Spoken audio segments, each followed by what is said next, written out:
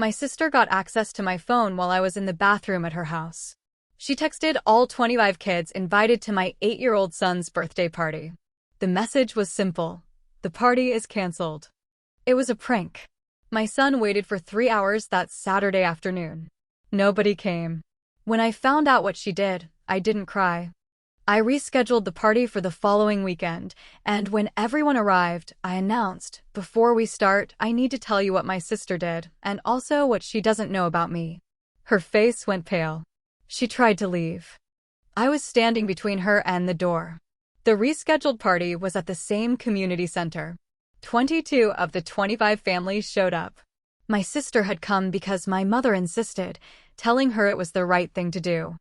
Jessica stood near the back wall, her arms crossed, her expression somewhere between bored and annoyed. She wore a silk blouse that probably cost more than the party deposit. My son was in the corner with his best friend, building something with blocks, unaware that I was about to change everything. I waited until the parents had all gathered, until the room was full of witnesses. Let me tell you how we got here. Jessica is 3 years older than me. Growing up, she was the golden child. Straight A's, varsity tennis, early acceptance to Duke. I was the one who barely graduated high school, who got pregnant at 19, who worked at Target while she was finishing her economics degree. Our parents made it clear who had potential and who had made mistakes. At Thanksgiving 2019, my father actually said to me, "Well, at least Jessica won't have to support you forever." He laughed. Jessica laughed. My mother patted my hand and told me some people are late bloomers. That same week, I had signed my first contract as an independent educational consultant. $62,000 to restructure curriculum for a private academy in Charlotte. I didn't correct my father. I went home that night and called my attorney, Patricia Reyes, and asked her to set up the LLC paperwork I'd been putting off. If they wanted to see me as the family failure, I'd let them. But I'd do it on my terms. The pattern continued. Christmas 2020, Jessica announced she'd been promoted to senior analyst at her firm. My mother actually cried with pride. At the same dinner, I mentioned I was working with schools. Jessica said, "Oh, like substitute teaching?" I said sure, something like that. I had closed 4 contracts that quarter worth a combined $218,000. In January, I hired my first employee. Spring 2021, my mother called to tell me Jessica had bought a house in Myers Park. "You know, the nice part of Charlotte," she said, as if I didn't know geography. She paid $650,000. Can you imagine? I was sitting in my car outside the bank where I'd just signed documents to secure a line of credit for my growing consulting firm. My business account had $412,000 in it. I told my mother that was wonderful for Jessica. I meant it. I didn't need her house. I had something better. I had something I'd built. But here's what they never understood. I wasn't staying quiet because I was ashamed. I was staying quiet because I was strategic. Every family dinner where they dismissed me, every gathering where Jessica held court about her career while I nodded along, I was building. I was signing contracts with school districts in 3 states. I was hiring staff. I was creating something that didn't need their validation to exist. By summer 2022, my consulting firm had 12 employees. We specialized in trauma-informed educational practices and curriculum development for Title I schools. The work mattered. The revenue mattered too. We'd brought in $1.4 million that fiscal year. I drove a 7-year-old Honda. Jessica drove a Mercedes GLE she leased for $800 a month. Our mother told me I should really think about getting a more professional vehicle if I wanted to be taken seriously. I smiled. I'd just been invited to present at a national education conference. The keynote. $15,000 speaking fee, plus the visibility would likely generate another $250,000 in contracts. I told my mother I'd think about the car. The close calls started getting more frequent. August 2022, I ran into Jessica at a restaurant in South Park. She was with colleagues from her firm. She introduced me as her little sister who works with schools. One of her colleagues asked which district. I said I worked with several. He asked if I was administration. I said I consulted. Jessica jumped in. She helps teachers with classroom stuff. Right, Sarah? I nodded. Her colleague looked at his phone. The moment passed. In my purse was a contract I'd signed that morning. $470,000 over 2 years with Charlotte Mecklenburg schools. I excused myself to the bathroom and texted Patricia, "We need to talk about the growth plan. This is happening faster than we projected." December 2022, Christmas Eve at my parents' house. Jessica announced she'd been promoted again. Director level. Base salary $165,000, plus bonus potential. My father opened champagne. My mother dabbed at her eyes. My sister looked at me across the table and said, "Don't worry, Sarah. Not everyone is cut out for corporate success. You're doing important work with those kids."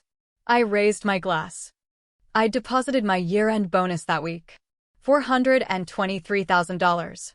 My firm's revenue for 2022 had cleared $2.1 million. I had 11 full-time employees and a waiting list of districts wanting to contract with us. But I said nothing. Because I had a son who needed to see his mother make choices with intention. Because I had a business that required focus, not family drama.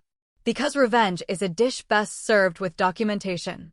In January 2023, I made a decision. I hired a financial advisor named Marcus Chin. I told him I wanted everything structured correctly. Business accounts separate from personal.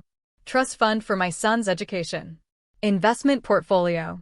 Marcus asked me what my goal was. I said I wanted to make sure that no matter what happened, my son would never have to hear that he came from the poor side of the family. Marcus said he could do that. We got to work. The business kept growing. By spring 2023, we'd expanded into Georgia and South Carolina. I hired my 15th employee in April, my 20th in July. The office I'd rented in a shared workspace became too small. I signed a lease on a proper office space in Plaza Midwood. 3,000 square feet. Glass walls, conference room, dedicated workspace for 22 people. The lease was $12,000 a month. I could afford it. My Q2 revenue was $973,000. Jessica called me in June to tell me she'd gotten engaged. His name was Brad. He worked in pharmaceutical sales. They'd met at a networking event. The wedding was planned for November 2023. She wanted me to be a bridesmaid. I said of course. She sent me a link to the dress. For $150. I ordered it that night. She mentioned they were planning a honeymoon to Italy. 3 weeks. She said Brad was paying for everything because her salary was going toward the wedding. I congratulated her. My firm had just closed a contract with the South Carolina Department of Education. $895,000 over 3 years. The close calls got closer. September 2023, 2 months before Jessica's wedding, my mother came to visit. She asked to see where I worked. I panicked for exactly 4 seconds.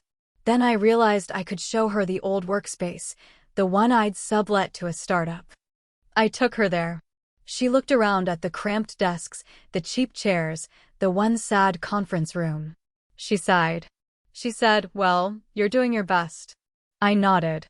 My actual office was 6 miles away, full of staff working on 7-figure contracts. That night, my mother called Jessica. I know because Jessica called me the next day. "Mom said she saw your office. She's worried about you." I asked why. She said it looked like you're barely scraping by. I told Jessica I was fine. She said, "Look, if you need help, Brad's company is always hiring for administrative support." I could put in a word. I told her I'd keep that in mind. I had a board meeting scheduled for the following week to discuss our expansion into Tennessee. Projected revenue for fiscal year 2024, $4.2 million. Jessica's wedding was beautiful. November 18, 2023. Country club venue, 200 guests, live band. I wore the bridesmaid dress. I smiled for photos. During the reception, my uncle asked me what I was doing for work. I said I consulted with schools. He said that was nice, that teachers were important. Jessica overheard and added, "Sarah's really making a difference with those kids." She squeezed my shoulder. Her engagement ring caught the light. 3 carats. Brad had done well. I excused myself and checked my phone. My operations manager had texted, North Carolina just approved the expansion grant. We're funded for the next 2 years. I put my phone away and went back to the dance floor. January 2024. New year, new growth phase. We hired 8 more employees in the first quarter. Our office space was at capacity again. I started looking at larger properties. Patricia suggested we consider purchasing rather than leasing. She sent me projections. With our revenue trajectory and credit history, we could qualify for a commercial property loan. The building she had in mind was in Plaza Midwood, 4,500 square feet, asking price $1.2 million. I told her to schedule a viewing. February 2024, my son turned 7. We had a small party at our apartment. Jessica and Brad came. Jessica brought an expensive toy my son barely glanced at. After cake, Jessica pulled me aside. She said she was worried about me. I asked why. You're still renting this place. Sarah, you need to think about building equity. Brad and I are looking at investment properties. You should really consider buying something. I told her I'd think about it. I didn't tell her I'd put an offer on the office building the week before. $1.1 million, all cash from business reserves and a small commercial loan. We were closing in 30 days. The close calls were getting ridiculous. March 2024, I ran into my father at the grocery store. He was with a colleague. He introduced me as his younger daughter, the one who works in education. His colleague asked which university. My father laughed. Oh, she's not a professor. She does consulting work with public schools. His colleague nodded politely. My father bought his groceries and left. I stood in the produce section holding a bag of apples. That morning, I'd signed a contract with Tennessee Department of Education. $1.3 million over 3 years. We were opening a Nashville office in May. April 2024. Jessica called me crying. She was pregnant. Due in December. She was terrified and excited and needed to talk. I drove to her house. We sat in her living room, the one with the vaulted ceilings and the designer furniture. She told me she was worried about money. I asked why. She said Brad's salary was good but not great, and hers was okay, but the baby would need so much. I told her they'd figure it out. She wiped her eyes. She said, "At least you don't have to worry about this stuff anymore. You already went through it young. Your life is simpler." I nodded. My business had just crossed $5 million in total revenue since founding. My son's college fund had $218,000 in it. May 2024. We opened the Nashville office. 6 employees to start. I flew down for the launch. The space was perfect. Modern, bright, room to grow. The local news did a story about education consultants making a difference in Tennessee schools. They interviewed me. I kept it focused on the work, the kids, the teachers. I didn't mention revenue or contracts. The story aired on a Tuesday evening. Jessica texted me, "Saw your interview. So proud of you for sticking with this." I thanked her. June 2024. My parents' 40th anniversary. They planned a party at the country club. Jessica was 6 months pregnant by then, glowing and proud. She and Brad had just found out they were having a girl. At dinner, my father made a toast. He talked about his 2 daughters. Jessica, who's built such an impressive career and is about to start a beautiful family. And Sarah, who's found her calling helping children, even if the path wasn't what we expected. Everyone raised their glasses. I smiled. I was sitting next to Marcus, my financial advisor, who I'd brought as my +1 because I'd told my parents I was seeing someone. Marcus knew the truth. He leaned over and whispered, "Should I tell him your Q2 numbers?" I shook my head. Not yet. July 2024 was when everything started to shift toward the moment. My son's 8th birthday was coming up in early August. He wanted a big party. All his friends from school, from soccer, from the building. I started planning. I reserved the community center for August 10th. I sent out invitations to 25 kids. My son was excited in a way I hadn't seen before. He made a countdown chart. He planned games. He wanted a superhero theme. Jessica called me in late July. She was having complications with the pregnancy. Nothing serious, but she needed to be on bed rest for a few weeks. She asked if I could help her with some errands. I said of course. I spent the next 2 weeks driving to her house, picking up prescriptions, getting groceries, organizing her nursery. She was grateful. She kept saying I was saving her life. I told her it was nothing. Family helps family. August 2nd, 8 days before the party, I was at Jessica's house. She was on the couch, laptop open, working remotely. I'd just brought her lunch. Her phone was on the coffee table. She asked me to grab her water from the kitchen. I went to get it. When I came back, she was looking at my phone. I'd left it on the arm of the chair. She was scrolling through something. She looked up at me. Her face was strange. She said, "What is this?" I asked what she meant. She turned my phone toward me. She'd opened my email. She was reading a message from Patricia about the quarterly financial review. The subject line was visible. Q2 revenue summary, $1.8 million. I took my phone back. I said it was work stuff. Jessica's eyes were wide. She said, "Sarah, that email says $1.8 million. What is that?" I told her it was nothing. She said, "Is that a mistake? Is that like a grant or something?" I said something like that. She stared at me for a long moment. Then she said, "You should really password protect your phone. Anyone could get into it." I said I'd do that. She went back to her laptop. I left 20 minutes later. My hands were shaking when I got to my car. I called Patricia immediately. I told her what happened. She asked if Jessica had seen anything else. I said I didn't think so, just that one email subject line.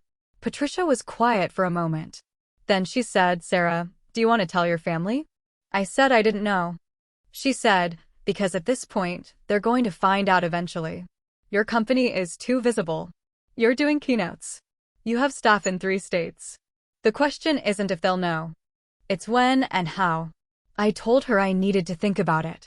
I didn't have to think long. August 5th, 5 days before my son's party, I was at home working when my phone rang. It was my mother. She said Jessica had told her something concerning. I asked what. My mother said, "Jessica said you had some kind of email about money on your phone. A lot of money. She's worried you're involved in something." I asked what that meant. My mother's voice dropped. "Sarah, are you in trouble? Is someone scamming you?" Jessica said it was almost $2 million. That's not normal. I told her it was my business revenue. There was a long silence. My mother said, "You're what?" I said my consulting business had done well. She said, "Well enough for $2 million?" I said it was quarterly revenue, not profit, and that I didn't want to discuss it. My mother said, "I think we need to discuss it. This doesn't make sense." I told her I had to go. She said, "We're coming over." I said not to. She said, "Tomorrow. 6 o'clock. We need to understand what's happening." They came. My parents and Jessica. Brad stayed home with the excuse that Jessica needed to rest. It was August 6th, 4 days before the party. They sat in my small living room. My son was at a friend's house for a play date. My father spoke first. He said they were concerned. I asked about what. He said, "Jessica saw an email. We need to know what's going on." I told them I ran a consulting business. It was doing well. Jessica leaned forward. She was 8 months pregnant, uncomfortable and irritated. She said, "Sarah, stop. An email about $1.8 million is not just doing well. What is actually happening?" I said it was quarterly revenue. My mother made a small sound. My father said, "That's impossible. You work with schools. Teachers don't have that kind of money." I said the contracts were with districts and state departments of education. He said, "Show us." I asked why. He said, "Because this sounds like a scam or fraud, and we're not going to let you destroy yourself." Jessica added, "Or embarrass this family." I stood up. I went to my bedroom and got my laptop. I came back and opened my business banking dashboard. I turned the screen toward them. They looked.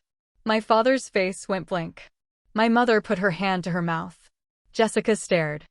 The current balance in the business operating account was $947,000. There were 3 other accounts visible: payroll, reserves, and capital investments. The total across all accounts was $2.3 million. My father said, "What is this?" I said it was my business. He said, "How?" I said I'd been building it for 5 years. He said, you never told us. I said they never asked. Jessica's voice was sharp. You let us think you were struggling. You let us feel sorry for you. I said I never asked for pity. She said, you took it. You stood there while we tried to help you, while we worried about you. I said I was fine. I'd always been fine. My mother was crying. She said, why would you hide this from us? I didn't answer right away. Then I said, because every time I accomplished something, you acted like it was cute. Every time I tried to tell you what I was doing, you talked over me about Jessica. So I stopped trying. I built something you couldn't diminish because you didn't know it existed. My father stood up. He said, that's unfair. I said, is it? When's the last time you asked me about my work? Not made assumptions. Actually asked. He didn't answer. Jessica said, this is unbelievable. You've been lying to us for years. I said I never lied. I just didn't correct their assumptions. They left angry. My mother said we'd talk later. My father said he was disappointed in my dishonesty. Jessica said nothing. She walked out with her hand on her belly, her face tight with something I couldn't read. August 9th, the day before the party, I was at the community center doing setup. My phone was in my bag. I'd set it down while I arranged tables. I went to get decorations from my car. I was gone maybe 10 minutes. When I came back, my phone was exactly where I'd left it. I didn't think anything of it. I finished setup and went home. My son was vibrating with excitement. Tomorrow was his day. 25 friends. Cake and games and presents. He'd waited all year for this. August 10th. Party day. My son woke up at 6 in the morning. I made him breakfast and told him to save his energy. The party started at 2. At noon, I got a call from one of the moms. She said, hey, I got a weird text from you last night. Just wanted to confirm the party is still on. I said of course it was. She said, okay, because the text said it was canceled. That it was a prank. My stomach dropped. I asked what time she got it. She said around 8 p.m. I hung up and checked my phone. I opened my messages. There was a group text to all 25 party invitees. Sent at 8:47 p.m. on August 9th. The message said, the party is canceled. It was a prank. I hadn't sent it. I'd been home with my son at 8:47. My phone had been in my purse. I called every parent. Some had seen the text and assumed the party was off. Some hadn't checked their phones. All of them were confused. I explained there was a mistake. The party was absolutely happening. Please come. Most said they'd try. 3 said they'd already made other plans. By 1:30, I was at the community center with my son. He was in his superhero costume. The decorations were perfect. The cake was ready. We waited. 2 o'clock came. Nobody arrived. 2:15. 2:30. My son kept looking at the door. He said, maybe they're late? I said maybe. 2:45. 3 o'clock. 3:30. He stopped talking. He sat at one of the tables, his cape dragging on the floor. I sat next to him. I wanted to scream. I wanted to cry. I didn't either. At 4 o'clock, I told him we should go home. He nodded. He didn't ask why nobody came. He didn't cry. He just took off his cape and folded it carefully. That night, after he was asleep, I called Patricia. I told her what happened. She was quiet. Then she said, who had access to your phone? I thought about it. The community center. I'd set it down. I'd left for 10 minutes. Jessica had known I'd be there. She'd asked me that morning when I was doing setup. I'd told her noon. She lived 12 minutes from the community center. I said, Patricia, I need you to do something for me. She said, what? I said, I'm rescheduling the party for next weekend. Same place, same time. I need you to prepare documentation. Everything. Business registration, tax returns, contracts, revenue statements, the property deed, all of it. Organized, professional, ready to present. She asked why. I said, because I'm done being quiet. She said, are you sure? I said I'd never been more sure of anything. August 11th, I sent new invitations. Same kids, same party, same everything. August 17th at 2 p.m. Every parent said yes. They felt terrible about the confusion. I didn't explain. Not yet. I called Jessica. I told her about the rescheduled party. I said I'd love if she could come. She hesitated. She said she wasn't feeling great. I said it would mean a lot to my son. She said she'd try. I called my parents. I told them the same thing. They said they'd be there. My mother's voice was strained. We hadn't spoken since they'd left my apartment angry. August 17th arrived. I got to the community center early. Patricia met me there. She had a folder. Inside was everything. 5 years of building, documented and verified. She handed it to me and said, "This is going to change things." I said, "Good." At 1:30, families started arriving. By 22 of the 25 kids were there. Parents stayed this time. They wanted to understand what had happened last week. My son was happy again. He was with his friends. He didn't know what was coming. 2:15. Jessica arrived. She was alone. Brad was at a work thing, she said. She looked tired. She was 9 days from her due date. She stood near the back wall, her arms crossed over her belly. My parents came 5 minutes later. They went straight to Jessica. The 3 of them stood together. I watched them. I waited until 2:30, until everyone was settled, until the room was full. Then I walked to the front of the room. I asked for everyone's attention. The parents turned toward me. The kids kept playing. I said, "Before we start the party, I need to tell you what happened last week. And I need to tell you why." The room went quiet. I saw my mother's face change. Jessica's eyes locked on mine. I said, "Last week, someone accessed my phone without permission and sent a message to all these families saying the party was canceled. That it was a prank." My son waited for 3 hours. Nobody came. He didn't understand why his friends didn't show up on his 8th birthday. I paused. Parents were looking at each other. I continued. "The person who sent that message is here today. My sister, Jessica." Every head turned toward the back wall. Jessica's face drained of color. She said, "What?" I said, "You were at the community center on August 9th when I was doing setup. I left my phone unattended. You sent the message at 8:47 p.m. from my phone." She said, "I didn't." I cut her off. I checked the metadata. The message was sent from this area. You were the only person who knew I'd be there. Jessica tried to speak. Nothing came out. My mother moved toward me. She said, "Sarah, this isn't appropriate." I said, "What's not appropriate is sabotaging a child's birthday party. But here's what's interesting. Do you know why she did it?" My father said, "Sarah, stop this." I said, "She did it because a week before, she saw an email on my phone. An email about my business revenue. She couldn't handle the fact that I'd built something she didn't know about. Something bigger than she expected. So she punished my son to hurt me." Jessica found her voice. It came out high and thin. "That's not true." I didn't. I wouldn't. I opened the folder Patricia had given me. I pulled out the first document. It was my business registration. I said, "My company is called Horizon Educational Consulting. I founded it in November 2019. We employ 28 people across offices in North Carolina, Tennessee, South Carolina, and Georgia. We specialize in trauma-informed educational practices and curriculum development.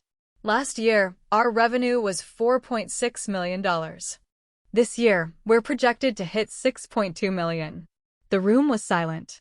My mother said, "Sarah." I said, "I'm not finished." I pulled out another document. This is the deed to our headquarters building in Charlotte. We purchased it in March 2024 for $1.1 million. Cash. I pulled out another page. This is my son's education trust fund. Current balance, $263,000. It's structured to cover undergraduate and graduate education at any institution he chooses. Jessica's hands were shaking. She said, "Why are you doing this?" I said, "Because you humiliated my son to punish me for not staying small. Because for 5 years, I listened to you and Mom and Dad talk about how I was struggling, how I needed help, how I'd made mistakes. And I stayed quiet because I didn't need you to understand what I was building. But then you went after my child." My voice didn't rise. I wasn't yelling. I was just telling the truth. One of the mothers spoke. Her name was Rachel. Her daughter was in my son's class. She said, "You canceled the party because you were upset your sister has money?" Jessica turned to her. She said, "No, I didn't. That's not what happened." Rachel said, "Then what happened?" Jessica looked at my parents. My father stepped forward. He said, "This is a family matter." Rachel said, "You made it a community matter when you involved our kids." Another parent spoke. David, father of my son's best friend. He said, "Let me get this straight. Your sister built a multi-million-dollar business, didn't tell you about it, and when you found out, you got mad enough to ruin her kid's birthday." Jessica said, "She lied to us." David said, "Or you assumed things about her and she didn't correct you." Those aren't the same thing. I pulled out another document.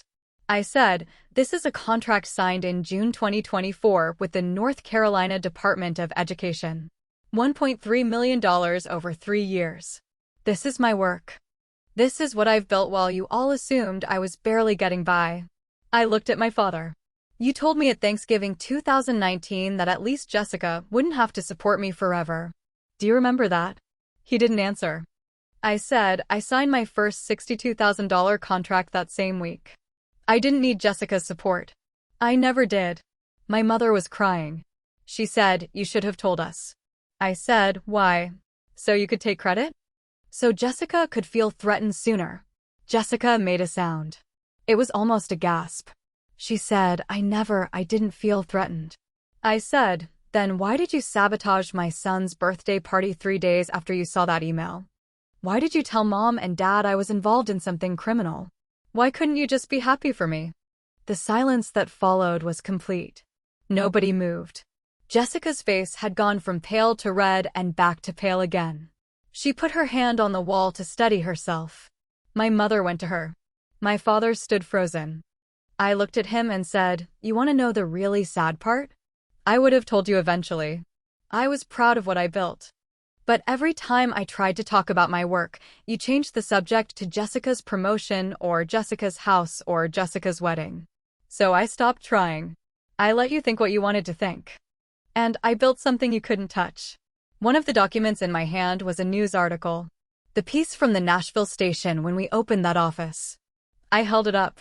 This ran in May. I was interviewed about education reform. Jessica texted me that she was proud. But she couldn't even let me have that, could she? Because 3 months later, she destroyed my son's birthday party. I looked at Jessica. Did it make you feel better? Did hurting him even the score? Jessica's voice broke. She said, "I didn't mean to hurt him. I was angry. I was confused. You let us all think you were struggling." I said, "I never said I was struggling. You assumed it. You all did. Because it was easier to believe I was the failure than to imagine I'd built something real." Another parent spoke. Jennifer, mother of twins in my son's grade. She said to Jessica, "You're about to have a daughter. How would you feel if someone did this to her 8th birthday party because they were mad at you?" Jessica didn't answer.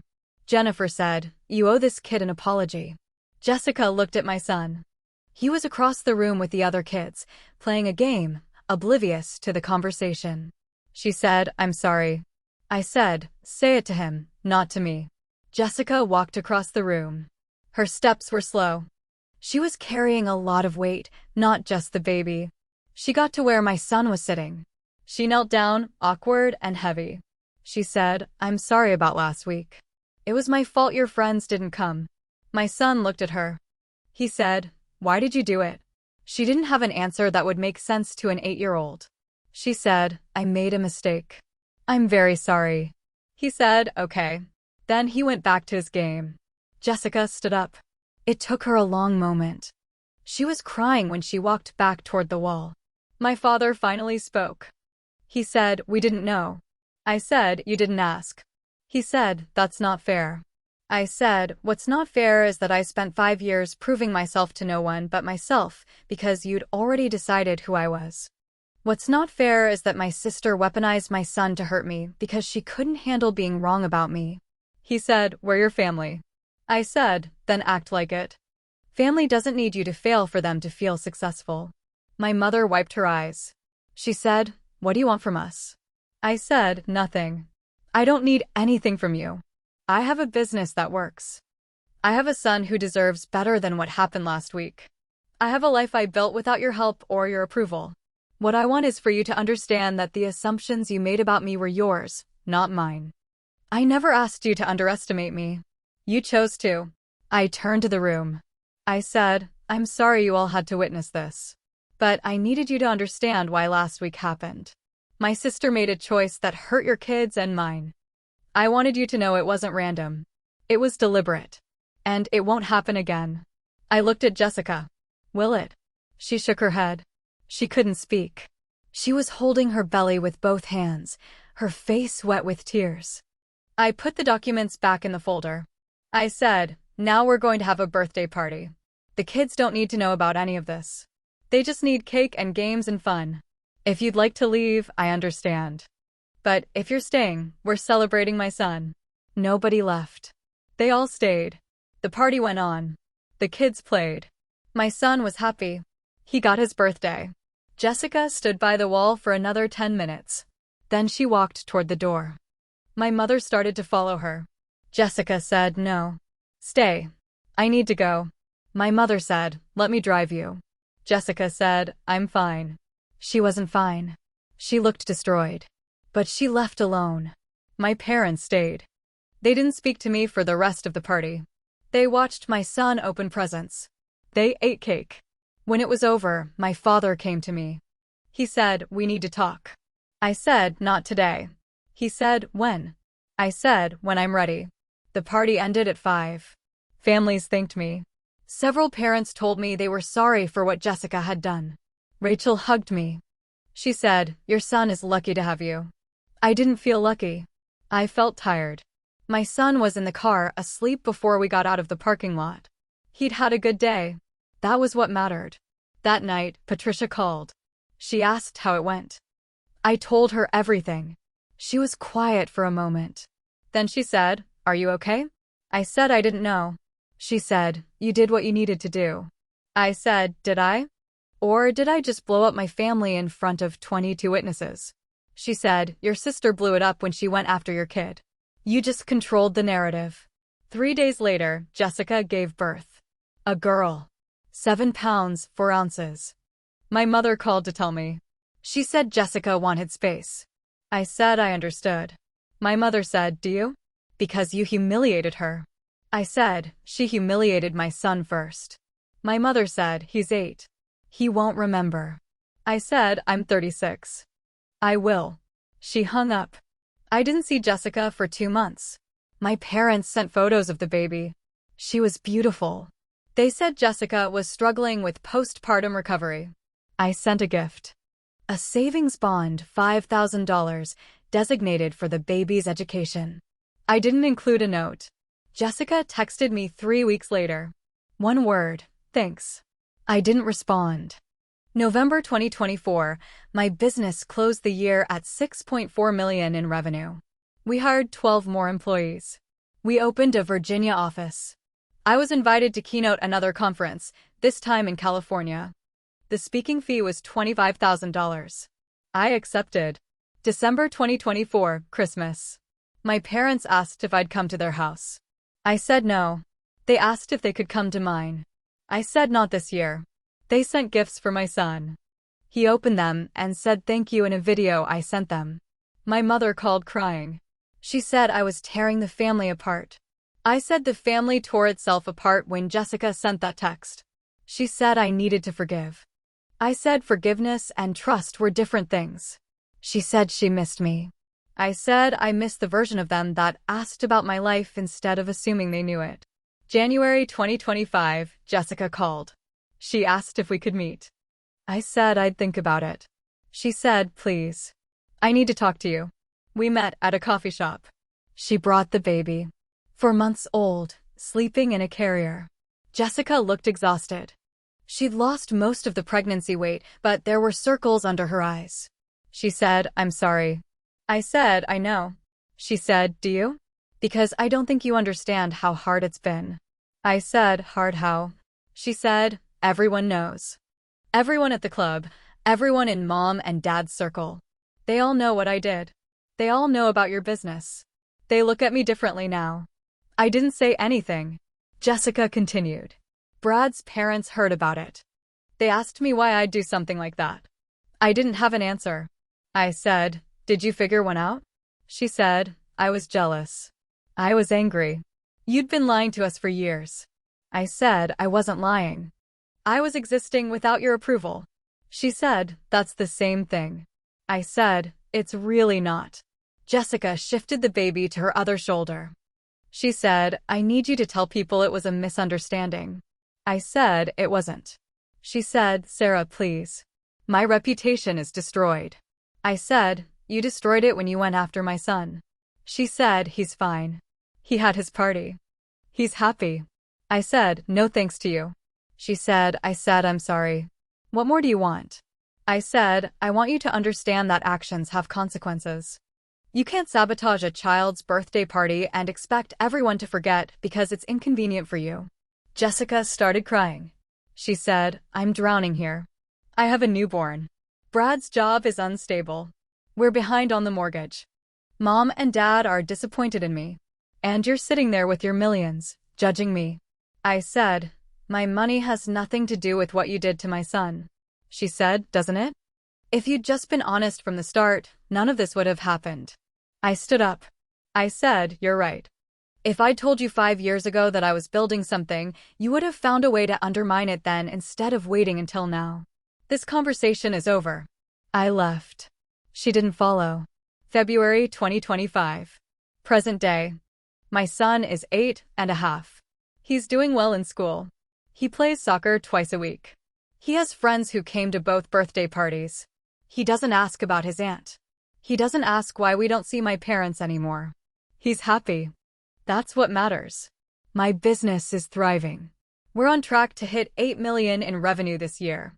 We're opening offices in Maryland and Texas. I'm writing a book about trauma-informed education practices. A publisher offered me an advance. 6 figures. I accepted.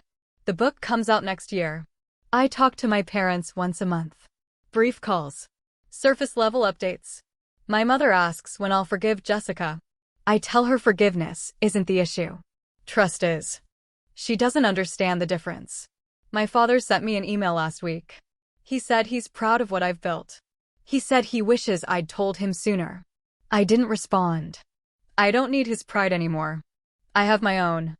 Jessica and I don't speak. I heard through my mother that she and Brad are in counseling. Financial stress, relationship issues, adjusting to parenthood. My mother implied I should help them. I declined. My mother said family helps family. I said Jessica should have remembered that before she canceled my son's birthday party. My son asked me last month why Aunt Jessica doesn't visit anymore. I told him that sometimes adults make choices that hurt people, and sometimes the consequence of those choices is distance. He said, "Did she hurt you?"